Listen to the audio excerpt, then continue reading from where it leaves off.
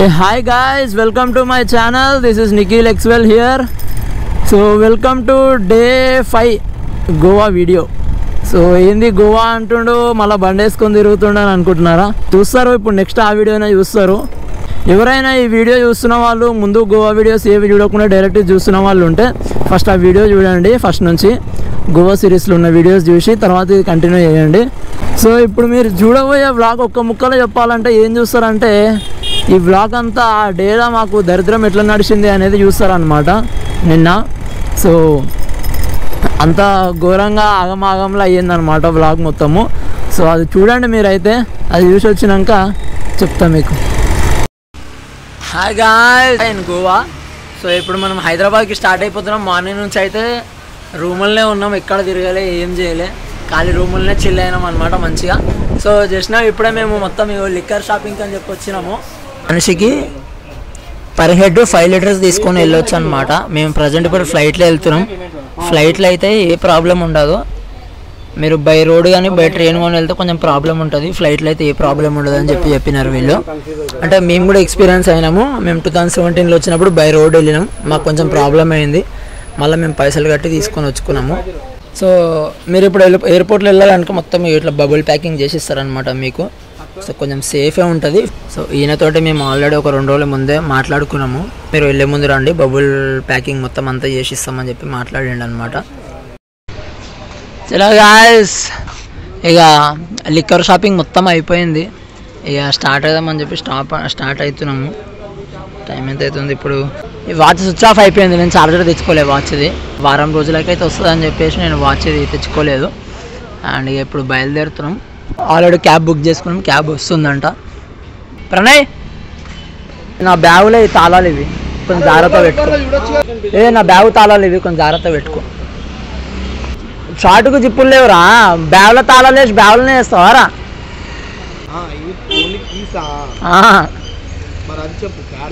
మళ్ళీ హైదరాబాద్లో దిగినాక అడుగుతాను నేను నా తాళాలు. అయిపోయింది గాయస్, గోవా డేస్ అంతా అయిపోయింది. ఇక మళ్ళా హైదరాబాద్కి పోయి కష్టకాలాలు ఇవంతా అనుభవించాలి. ఇక ఇప్పుడైతే ఇక ఛాయ్ తాగడానికి వచ్చినాం హోటల్కి. జర్రా చలో గాయ్స్, క్యాబ్ వచ్చేసింది. ఇక ఎయిర్పోర్ట్కి బయలుదేరుతున్నాం.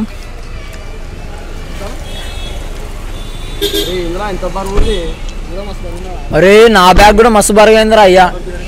లగేజ్ అయితే గాయస్ రిటర్న్ వెళ్తుంటే బాటిల్ కొనుక్కున్నాం కదా, అసలు అందరు బ్యాగ్లలో బాటిల్ పెట్టుకునేసరికి మస్తు వెయిట్ అయిపోయినాయి. అగో దొంగ ఆడు పోతుండు, ముంగడ సెటిల్ అయిపోయాడు మా దోస్తుగాడు. నేను పోయి కూర్చుందాం అనుకున్నా, ఆ లేవాడు సచ్చినా లేవాడు. ఇక ఇంతసేపు నేను ఫ్రంట్ కెమెరా ఒక్కటే ఖరాబ్ అయింది అనుకున్నా, కాకపోతే నా ఫోన్ది ముంగట డిస్ప్లే మొత్తం ఇట్లా సైడ్కి వచ్చేసింది. ఎత్తేసిర్రో మట్టిలో పడేసిర్రో ఏమైందో తెలియదు కానీ సంథింగ్ అయితే ఏదో చేసిర్రో చెప్తలేరు కనీసం మా వాళ్ళు అయితే. ఏదో అయ్యింది. ఇక క్యాబ్ ఎక్కేసి కొంచెం ముంగడికి వచ్చినాక మా దోస్తుగాడు బయటకు వచ్చాడు దిగుతా అని చెప్పేసి. ఎందుకు వేయండో ఏడికి వేయండో తెలియదు. మా క్యాబ్ వాడు ఇక్కడ పెట్రోల్ కొట్టించుకుంటా అని ఆగిండు పెట్రోల్ బంక్లా. ఇప్పుడు నా ఫోన్ ఏమైపోయిందంటే 2 ముక్కలు అయిందనమాట. ఇట్లా 2 ముక్కలుగా విడిపోయి వస్తుంది. కాకపోతే ఫోన్ అయితే మంచిగా నడుస్తుంది. ఇప్పుడు స్టిల్ కూడా నా ఫోన్లోనే వీడియో తీస్తున్నా, బట్ 2 ముక్కల్లాగా ఇట్లా విడిపోయి వస్తుంది. డిస్ప్లే అంతా ఒక 1 సైడ్ విడిపోయింది అనమాట. చూడరే గోవాలో 95 రూపీస్, జస్ట్ 95. ఇప్పుడు ప్రజెంట్ అయితే హైదరాబాద్లో 107 ఉంది పెట్రోల్ రేటు. ఇక్కడ గోవాలో అయితే 95 ఉంది. హైదరాబాద్ అయితే 107 ఉంది. మొన్నటి వరకు 109 ఉండే, ఇప్పుడు 107 అయింది ప్రజెంట్గా. మొత్తం బ్లర్ అయిపోయింది. ఫోన్ ఇట్లా కొంచెం లేవట్టిందంటే మొత్తం డిస్ప్లే కింద పడుతుంది. రెండు చేతులతోటి యూజ్ చేస్తున్నా ఇప్పుడు నేను, డిస్ప్లే కింద పడకుండా పట్టుకొని. అండ్ కెమెరా కూడా క్లారిటీ మొత్తం పోయింది, అందుకే నేను ఫ్రంట్ కెమెరా ఎక్కువ యూజ్ చేస్తలే అసలు. ఇట్లా మొత్తం మబ్బు కనబడుతుంది. బ్యాక్ కెమెరా బాగానే ఉంది. ఇప్పుడు నేను హైదరాబాద్కి పోగానే ఫస్ట్ ఎంఐ షోరూమ్కి పోయి ఇవి చేయించుకుంటా. కొన్ని ప్లేస్ ఉన్నాయి, అప్పుడు వచ్చినప్పుడు ఓల్డ్ గోవా చర్చ్ కానీ మిగతా అన్న అక్కడక్కడ తిరిగినాం అనమాట బాగానే. పోతే ఫిర్బీ కొన్ని ప్లేసెస్ ఉన్నాయి తిరగాల్సినవి, అవి తిరగాలి, స్టిల్ పెండింగ్ ఉన్నాయి. కాకపోతే అంత ఇంట్రెస్ట్ కూడా లేదు ప్రజెంట్. ఇప్పుడైతే అవన్నీ తిరగాలి అన్నట్టుగా. గోవా మీద మ్యాక్సిమం బోర్ కొట్టేసింది. మస్తు చిల్ అయినాం. గోవాకి వచ్చి ఎట్లాంటి ఎంజాయ్ చేయాలనో, ఎంత చిల్ అవ్వాలనో అవన్నీ చేసేసినాం మేము గోవాలో.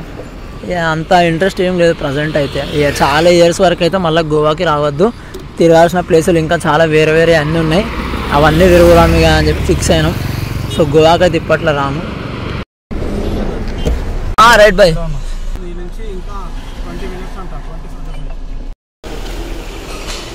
చలో గాయ్స్, గోవా ఎయిర్పోర్ట్కి వచ్చేసినాం. మాకైతే కలాన్ ఘాట్ దగ్గర నుంచి ఎయిర్పోర్ట్కి 1500 తీసుకోండు.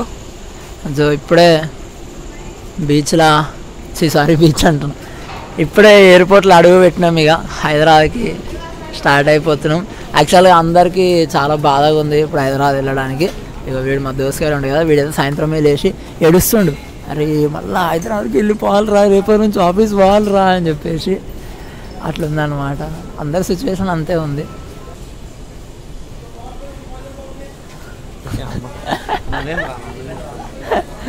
చలో సికన్ బాయ్. అందరం కొంచెం డిప్రెస్గా ఉన్నాం, అంటే డిప్రెస్ అని కాదు కానీ కొంచెం అందరం డల్గా ఉన్నాం. చలో ఎంజాయ్మెంట్ అంతా అయిపోయింది, ఇక హైదరాబాద్కి వెళ్ళిపోవాలా, మళ్ళీ రేపటి నుంచి అందరం వర్క్ చేసుకోవాలా, ఏమైనా ఆఫీస్ కాడ పోవాలా అని చెప్పేసి కొంచెం డల్గా ఉన్నారు. చలో వెళ్ళిపోయాం, ఎంజాయ్మెంట్ అయితే అయిపోయింది 5 days.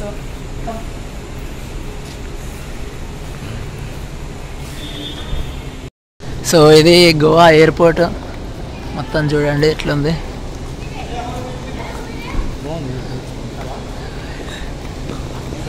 ఎర్రా మన వాళ్ళు అటు వేర్రా, అటు వేర్రా, లోపలికి కూడా పోతుర్రు వాళ్ళు. మన వాళ్ళు ఏ జియో ఎక్స్ దగ్గర ఫోటో దిగుదామని చెప్పేసి ఇక్కడికి వస్తారు.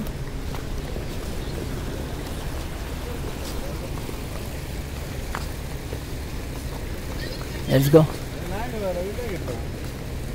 ఎట్రా జియో ఎక్స్ దగ్గర దిగుదాం. మనకి యాక్చువల్గా ఎయిర్పోర్ట్లు 2 ఉంటాయి గోవాలో, జియో ఎక్స్ అని ఒకటి ఉంటుంది, జియో ఐ అని ఒకటి ఉంటుంది. మనోహర్ ఇంటర్నేషనల్ ఎయిర్పోర్ట్ అనమాట మనది. చలో నేను టికెట్ చూపించేసి లోపల పోయినాక కలుస్తాం మిమ్మల్ని. మా ఓన్ ఎందుకో ఆపేసారు.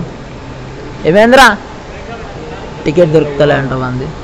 ఇలా పోయి మా ఒక్క దోస్తు గాంధీ వంద ఆపేసారు కదా, సో వంది ఐడి ప్రూఫ్ లేదనమాట. ఫోన్లో చూపిస్తా అంటే కానిపని అని అంటారు. సో అదే మాట్లాడుతున్నాం అక్కడ, వాళ్ళు ఐడి ప్రూఫ్ కావాలి అని అంటారు. చూస్తున్నాం. నేనైతే లోపలికి వచ్చేసినాం, మా ఇంకొక దోస్తు ఇద్దరమే లోపలికి వచ్చినాం. మా 5 ఇద్దరమే లోపలికి వచ్చినాం, అండ్ మిగతా 3 బయటనే ఉన్నారు. అండ్ మిగతా 2 కూడా ఉంది యాక్చువల్ ఐడి ప్రూఫ్, కాకపోతే ఒక్కందే లేదు. సో వాళ్ళని మాట్లాడుతారు. మా వాడు ఏడున్నాడో తెలియదు ఇంకా. ధనాధన్ వచ్చేసాడు మా వాడు లోపలికి ఒకడు, వచ్చేసాడు ఇంకొకడు కూడా. సో మా ఇంకొక దోస్తు కానీ ఐడి ప్రూఫ్ లేదు.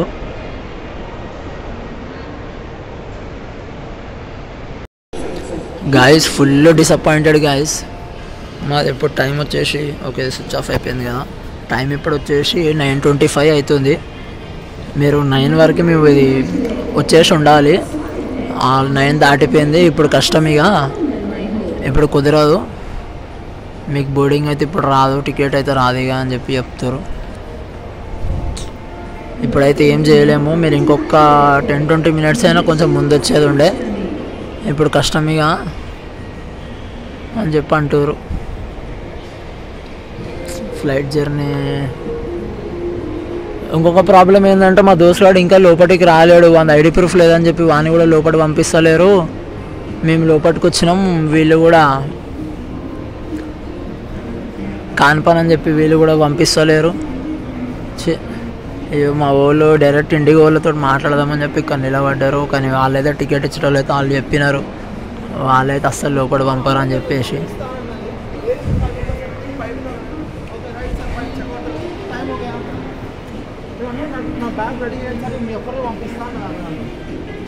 No, my friends are waiting అన్న.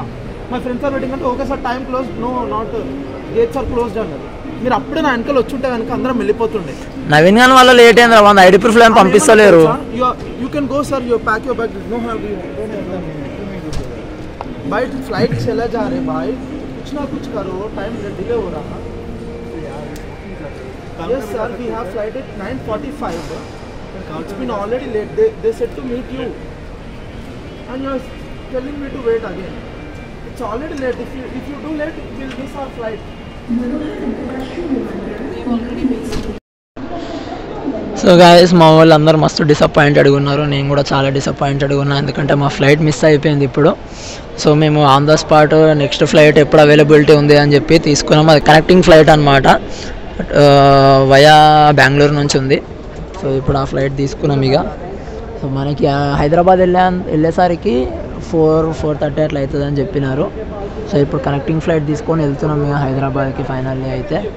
కానీ మాకు పర్ హెడ్ 2500 పడ్డది. కంప్లీట్ 5 మెంబర్స్కి 12,500 అయిందనమాట. క్యాబర్ కూడా చాలా లేట్ చేసిండు గాయస్. పెట్రోల్ బంకులు ఆపిండు, మళ్ళీ పాటలకని ఒకసారి ఆపిండు, మళ్ళీ ఏమో వాళ్ళ ఫ్రెండ్ ఒకడు వస్తాడని చెప్పి ఆపిండు, చాలా లేట్ చేసిండు. అవన్నీ కాకుండా మేము డైరెక్ట్ వచ్చినా కానీ మా ఫ్లైట్ మాకు దొరుకుతుండేనేమో, అవన్నీ దొరకలేదు. ఏ మా దోస్తు గాడ క్యాబన్కి ఫోన్ చేసి మస్తు తిడుతుండు. Nikhil Where's my name? Yeah.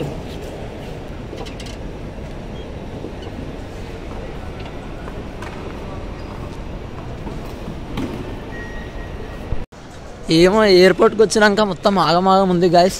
ఇగో ఇదైతే గోవా ఎయిర్పోర్ట్ మొత్తం ఇట్లుంది లోపల. ఇప్పుడు మీకు మంచిగా క్లియర్గా నిమ్మలంగా బాగా టైం తీసుకొని మంచిగా గోవా ఎయిర్పోర్ట్ అంతా తిరిగి చూపించేంత టైం కూడా మాకు లేదు. ఆల్రెడీ మా ఫ్లైట్ మిస్ అయిపోయింది. ఇప్పుడు మళ్ళీ ఇంకో ఫ్లైట్ తీసుకొని ఉరుకుతున్నాం ఇక. మొత్తం ట్రిప్ అంతా బాగా ఎంజాయ్ చేసినాం, కానీ లాస్ట్లో ఈ ఫ్లైట్ మిస్ అయ్యేసరికి కొంచెం డిసప్పాయింట్ అనిపించింది. ఏం చేస్తాం ఇక, ఎయిర్పోర్ట్ దాకా వచ్చినాం, చలో నెక్స్ట్ ఏముంది అది తీసుకొని పోదాం ఇక అని చెప్పి వెళ్తున్నాం. అండ్ దట్టు ఇది కనెక్టింగ్ ఫ్లైట్ అనమాట. మేము బెంగళూరుకి వెళ్ళి అక్కడ నుంచి మళ్ళీ హైదరాబాద్కి వెళ్తాం.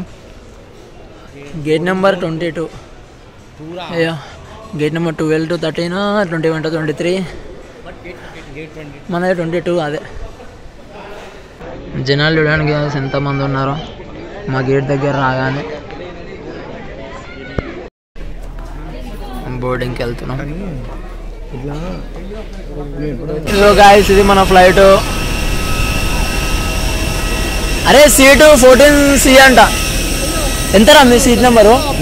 మేము యాక్చువల్గా బెంగళూరులో ఎప్పుడైతే దిగుతామో ఆ టైంకి హైదరాబాద్లో దిగాలి అసలు కదా.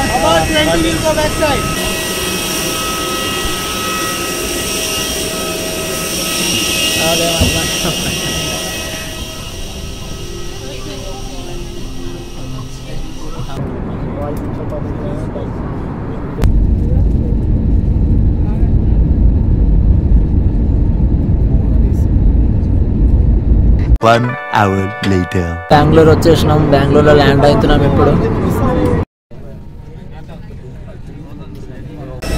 Welcome to Bengaluru airport.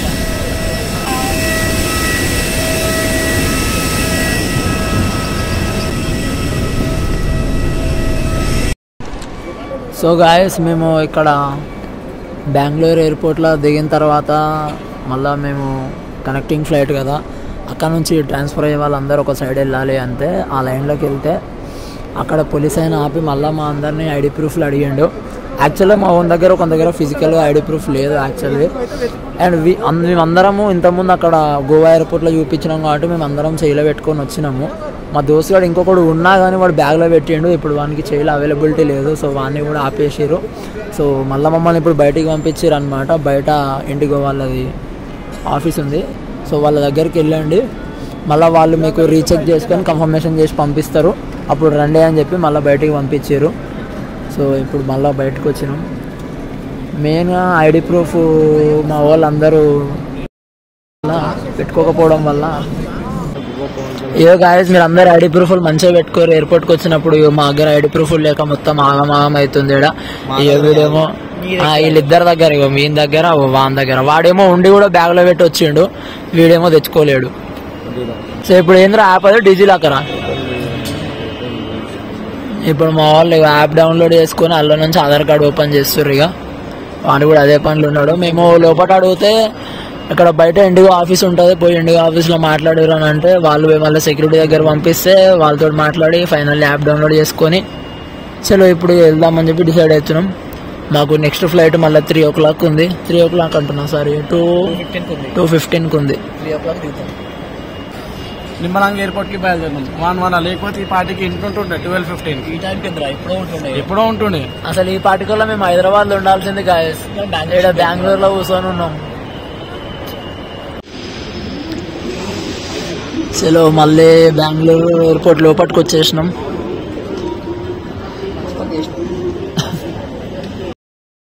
Time 1:15 అవుతుంది, ఇంకా మస్తు టైం ఉంది మా ఫ్లైట్కి. మాది 6178, గేట్ నెంబర్ 19. చలో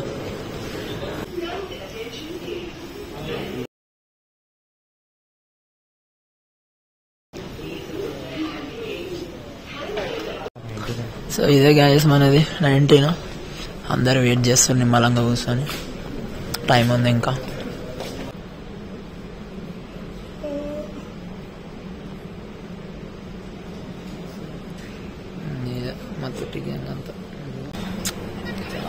ఇదే మస్తు నిద్ర వస్తుంది, ఆల్రెడీ పండుకొని లేచిన. ఈ పార్టికల్ ఎప్పుడో హైదరాబాద్కి వెళ్ళిపోయి మేము డిన్నర్ కూడా కంప్లీట్ చేసేస్తుండే, మంచి నిద్ర కూడా వేస్తుండే. కానీ వచ్చి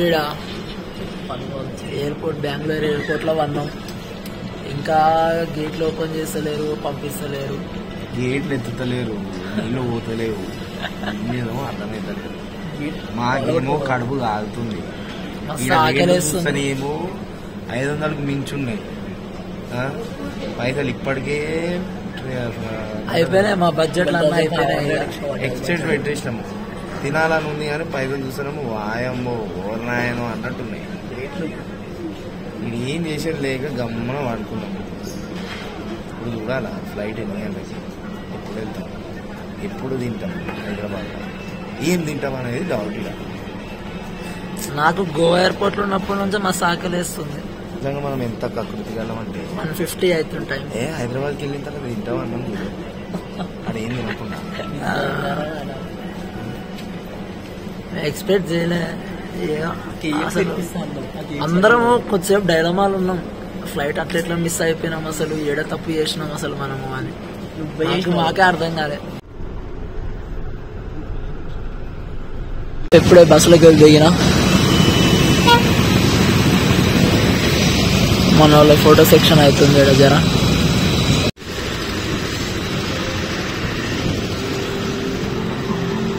Extra leg room are available for a charge. Please contact the nearest cabin crew member to purchase one additional seat. And మేమిద్దరం ఇక్కడ ఉన్నాం, ఈ పక్కన ఒక్క సీట్ ఖాళీ ఉంది. యాక్చువల్ అయితే 6 మావి, ఇది విండో సీట్ మనది కాదు. వచ్చినప్పుడు చూసుకుందాం కానీ విండో సీట్లో కూర్చున్నాయా.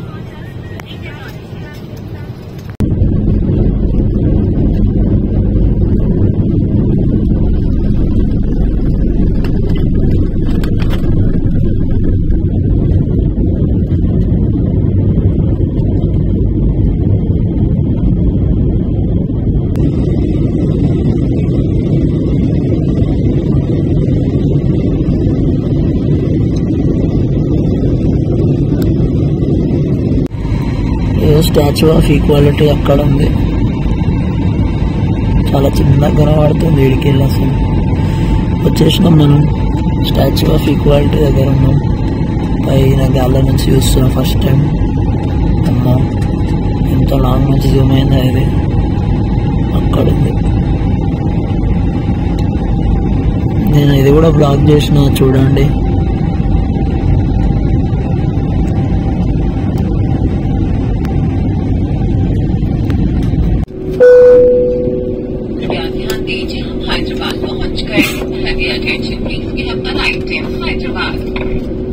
Passengers, welcome to Hyderabad. Please remain seated. Captain, someone slides, please. Thank you. Welcome to Hyderabad. After 5 days, Rajiv Gandhi International Airport. We enjoyed a lot.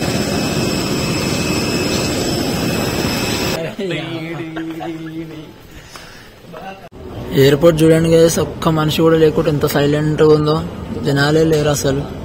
Time ఎంత అవుతుంది తెలుసా, ఇప్పుడు 4:10 అవుతుంది. ఏదో లాక్డౌన్ ఫీలింగ్ వస్తుంది.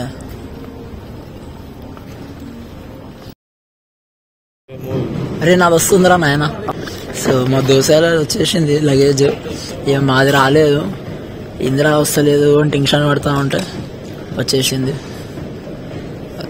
ఇది నాదే. అరే ఇందిరా ఇలా పెట్టారు. Let's go. A few hours later. So guys ఇక్కడ నుంచి ఏమైందంటే యాక్చువల్గా అక్కడ మేము ఎయిర్పోర్ట్లో బ్యాగ్ తీసుకోగానే ఆల్కహాల్ తీసుకొని వచ్చినాయి కదా నేను గోవా నుంచి. సో అలా ఒక బాటిల్ పలిగిపోయింది అనమాట. పలిగిపోయి అసలు బాటిల్లో కొంచెం కూడా ఆల్కహాల్ లేదు అసలు. నాకు ఆ బ్యాగ్ తీసుకొని ఇట్లా మొత్తం పగిలిపోయింది అని బ్యాగ్ చూసుకోగానే మస్తు డిసప్పాయింట్ అయిపోయిన ఉండే. అరే ఏందిరా అయ్యా ఇట్లయింది అని. అసలు వ్లాగ్ అసలు చేయలేదు, జోబులో పెట్టేసుకున్న ఫోన్ని. ఇక లిటరల్లీ చెప్పాలంటే ఏడుపొక్కటే తక్కువ ఉండే అనమాట. మాకు డే అంతా అట్నే గడిచిపోయింది. ఫ్లైట్ మిస్ అవ్వడము, ఫ్లైట్ మిస్ అయినందుకు మళ్ళీ దానికి కొంచెం ఎక్స్ట్రా అయ్యింది. మళ్ళా ఎయిర్పోర్ట్కి వచ్చినాక బ్యాగ్ చూసుకునే బాటిల్ వలిగిపోయింది. మస్తు డిస్టర్బెన్స్ అయిపోయిన ఉండే అనమాట. సో నాకు పిచ్చిలేసి గమ్మున అసలు వ్లాగ్ చేయలే. అసలు మేము ఎయిర్పోర్ట్ నుంచి బయటకు వచ్చి క్యాబ్ తీసుకొని వచ్చేసినాం. మా ఫ్రెండ్స్ కూడా ఎవరు తీయలే మన వీడియోలో, వాళ్ళు ఏమన్నా తీసినా కానీ నేను యాడ్ చేస్తుండే. ఇక కంప్లీట్ అట్లయితే వీడియో తీయలే ఇక. సో అదే ఆ బాటిల్ వరిగిపోయిందని డిస్టర్బెన్స్ తోటి గమ్మున వచ్చి క్యాబ్లో కూర్చొని ఇంటికి వచ్చేసిన ఉండే. ఇక ఇది ఇప్పుడు నేను ఇంటికి వచ్చి ఫ్రెష్ అప్ అయ్యి బయటకు వచ్చి కొద్దిసేపటి తర్వాత తిరుగుతున్నా అనమాట. ఇక ఇదంతా ఇప్పుడు వ్లాగ్ చేస్తున్నా. సో గోవా అయితే ఇట్లా కంప్లీట్ అయింది గైస్. ఇక ఫైనల్లీ చెప్తున్నా కదా, మేము ఈ 4 days ఎంత మంచిగా ఎంజాయ్ చేసినామో ఆ ఎంజాయ్మెంట్ మొత్తం ఒక రోజులో తీసింది అనమాట. అంత దరిద్రం అంత గట్టిగా కొట్టింది. ఇక ఇంటికి వచ్చి కొద్దిసేపటి తర్వాత ఇక సరే అని చెప్పి లైట్ తీసుకున్నా ఇక చిల్బిలిగా. సో గోవా ట్రిప్ అయితే ఫైనల్లీ ఇట్లా అయిపోయింది. సో మీరైతే వీడియోని లైక్ చేయండి, షేర్ చేయండి, కామెంట్ చేయండి and subscribe to Nikhil Exwell vlogs. Bye bye. So guys యాక్చువల్గా నేను చేసిన మిస్టేక్ ఏంటంటే, నా బ్యాగ్ చూసినారు కదా మీరు వ్లాగ్లో. సో ఆ బ్యాగ్లో పెట్టుకొని రావడం వల్ల పలిగిపోయింది అనమాట. వీళ్ళు ఎయిర్పోర్ట్లో ఏం చేస్తారంటే బ్యాగులు అక్కడికిక్కడికి ఇసిరి కొడతారనమాట. సో అట్లా ఇసిరి కొట్టడం వల్ల బ్యాగ్లో బాటిల్ వలిగిపోయింది. మీకు ఇక్కడ స్క్రీన్ మీద బ్యాగ్ చూపిస్తున్నారు చూడండి ఇంకొకటి. సో ఇట్లాంటి దాంట్లో మీరు పెట్టుకొని వచ్చినారు అనుకోండి కొంచెం సేఫ్ ఉంటుంది. సో ఇది ఏంటంటే నా బ్యాగ్ ఇంకొక ప్రాబ్లము, 2 flights ఉన్నాయి కదా మాకు. మేము బెంగళూరు నుంచి హైదరాబాద్ వచ్చినాం. ఒకవేళ ఒకటే ఫ్లైట్లో వచ్చేసి ఉంటే పగిలిపోయే ఛాన్స్ ఉండకపోవచ్చేమో మేబీ. సో అట్లా వాళ్ళు విసిరి కొట్టడం వల్ల బాటిల్ వలిగిపోయింది అనమాట. సో మా ఫ్రెండ్స్ది కూడా ఒకటి వలిగిపోయింది, కానీ మా మిగతా 3 దగ్గరనైతే సో ఇప్పుడు మీకు ఏదైతే బ్యాగ్ చూపించిందో స్క్రీన్ మీద అట్లాంటివి ఉందన్నమాట. సో నేను ఈ బ్యాగ్లో పెట్టుకోవడం వల్ల ఇరిగిపోయింది. మీరు కొంచెం సేఫ్గా రావాలని అనుకుంటే ఆ బ్యాగ్లో పెట్టుకుంటే బెటరు.